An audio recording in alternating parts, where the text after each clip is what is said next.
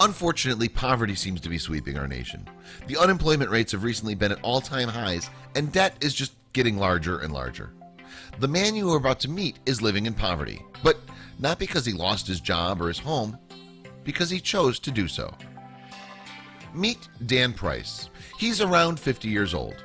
20 years ago, he had a wife, a job, and 2 kids.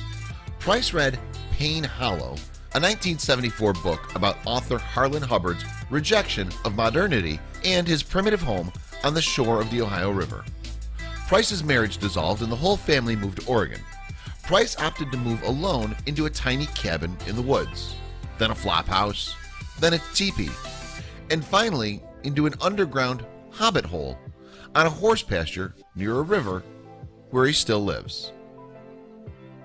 With his 1 spoon, 1 fork, and 1 knife, Price prepares very simple meals. He adds oats, nuts, and grains to whatever cereals are on sale, and since he doesn't have a refrigerator where he can store milk, pours water on his cereal. Price thumbs through an issue of Moonlight Chronicles, an illustrated journal of his life's adventures that he produced for about 20 years.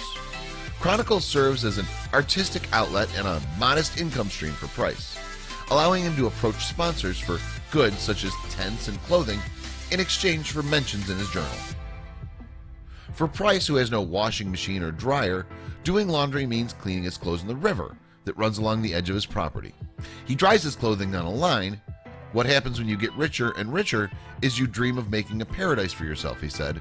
What I have here is what rich people have.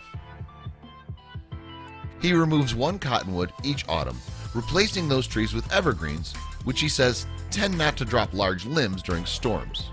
Price leases the property for $100 per year. Price avoids buying new tools, preferring instead to find them at garage sales or on Craigslist, and to wear them out as much as possible before replacing them.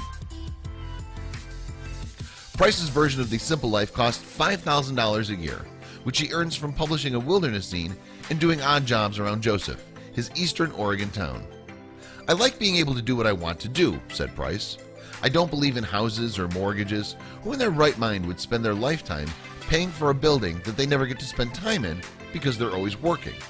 For exercise, Price curls a barbell he made from scrap material and concrete. He hasn't kept health insurance over the years. 3 years ago, Price got a $3,000 bill from a hospital after suffering a kidney stone. I said, dude, I don't have $3,000. Can I set up a payment plan? For $6, Price buys a file to sharpen a friend's chainsaw before cutting down a tree in the meadow where he lives. People get this real high when they buy something. That's why they buy stuff all the time. I'm the opposite. When I buy something, I get this depressed feeling. Price helps dismantle a teepee at a Nez Perce Native American photo exhibit in Joseph, where he volunteers the expertise he gained from living in a teepee before building the hobbit hole. Price saw an ad for a job to work as a caretaker at the local cemetery. It was like a revelation. Caretaker. There's something so cool about that word, like being a monk. I love mowing and taking care of a place. I wanted the job so badly, I started cleaning up the grounds before I got the job. Pretty inspiring, huh? Makes you realize how you do not need the stuff you have, or that the stuff is just not as important.